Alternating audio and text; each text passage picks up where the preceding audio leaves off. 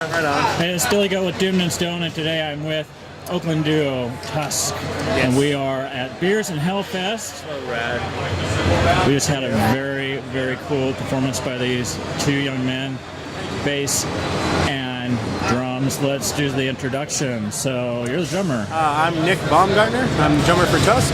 Right on. Justin Dimmick, bass and vocals for Tusk. Okay, cool. Yeah, so what do you think of this festival? Pretty cool, huh? It's awesome. Yeah. It's awesome. It's nice to see the community getting the spotlight that it deserves. Yeah.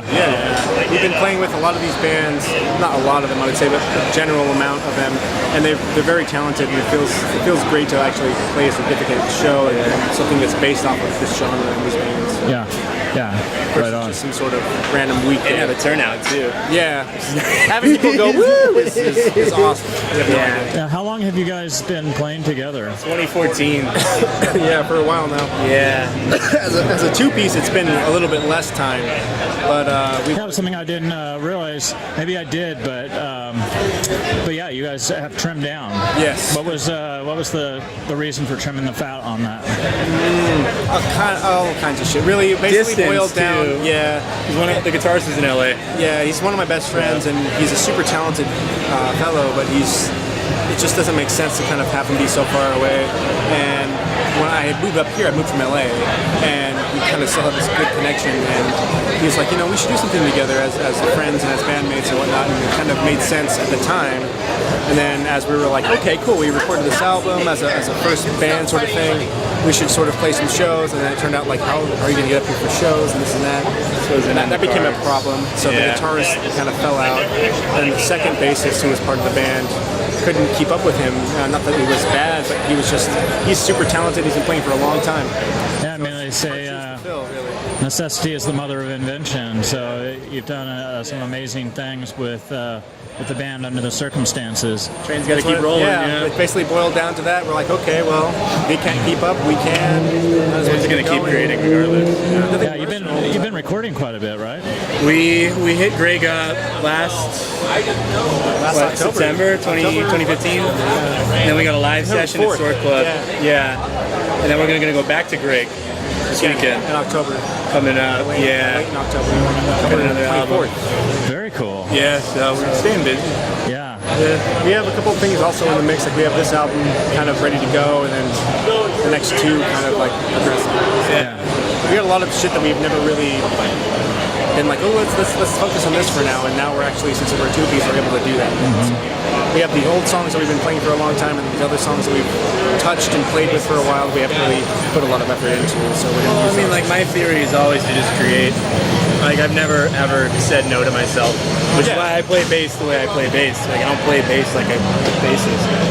That's kind of how we work. We don't think like, oh, well, you need to do this better, or this needs to happen now. Like, he presents something, and I say, okay, cool. How can we make that work? It's also nice too because like nobody expects us to be awesome. Even us, like, we start writing stuff, and certain things just make sense, and you're like, okay, here's what needs to happen now.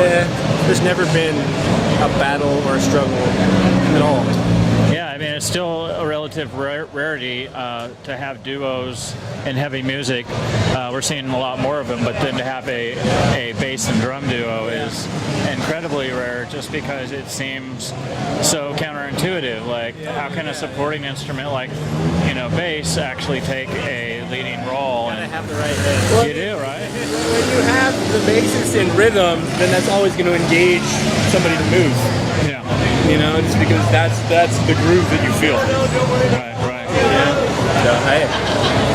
So, I've been lucky to be a bandmate of somebody who's so talented. I wouldn't be. I mean, I don't consider myself. I consider myself an okay drummer. I don't really think I'm the best or good, really. You've gotten better. All the time. Well, you definitely looked good in the red light there, Well, that's the new kid. Yeah.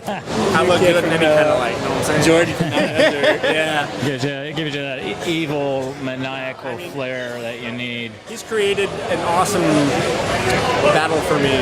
Like I've been a guitarist for so long and other instruments, but then when I met him, it made sense to be a drummer, obviously. And through his talents, challenged me to be a better drummer. So It's kind of guys that just do what they needed to do. yeah, things done. You know? Really, I mean, It's really. that's the way it is. Yeah. Just not saying no and just figuring it out. Like basically, me becoming a drummer was based on the fact that for a long time I was wanting to jam, wanting to play people, and I never was able to. Playing guitar is like, this is nice after like a half hour, then you're like, I need to play with somebody, I need something to change it. And when I play drums, it's not that. Like, I'm constantly in control, I don't have to worry about that shit. I don't know, it seemed to make sense. And then I met him and I was like, might as well just fucking take this role, you know what I mean? Right on. What works, works. So I'm not trying to take the spotlight in any way or try to be super cool. You're kind of the idea guy, right? Where do these come from? Just middle of the night ruminations? I seriously have a theory that I'm channeling.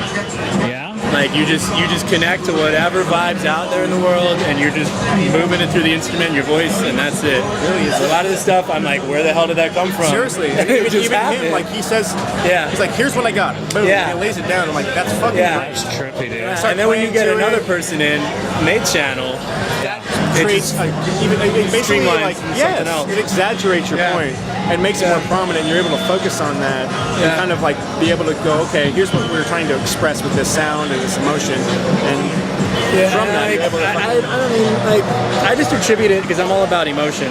Like, I really like Neurosis, because Neurosis is all about just the visceral, Right. punch right in the stomach kind of thing.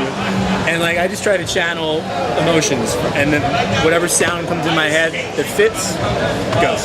You know, I think you're onto something there, you know, because that's how I try to write too. I get stymied about writing about music. It's like one of the hardest things to do, but then when I talk about my emotional reaction to it, suddenly it unblocks things. Yeah.